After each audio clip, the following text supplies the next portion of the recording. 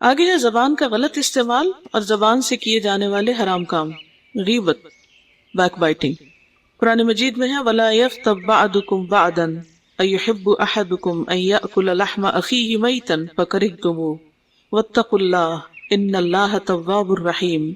और तुम में से कोई किसी दूसरे की गीबत न करे। क्या तुम में से कोई पसंद करता है कि अपने मुर्दा भाई का गोश्त खाए? बस तुम उसे नापसंद करते हो और अल्लाह से डरो। यकीनन अल्लाह बहुत तौबा कबूल करने वाला, निहायत रहम करने वाला है। और गीबत क्या है?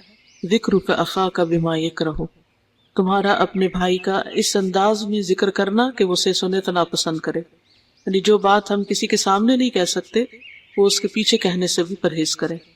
या जिसके बारे में पता हो कि हम उसकी बात करेंगे और वो सुन ले तो उसे बुरा लगेगा, तो वही गीबत है। अनबी बरज़त अल-अस्लमी क़ाल क़ाल रसूलुल्लाह सल्लल्लाहु अलैहि वसल्लम या माशर मन आमन बिलिसानिही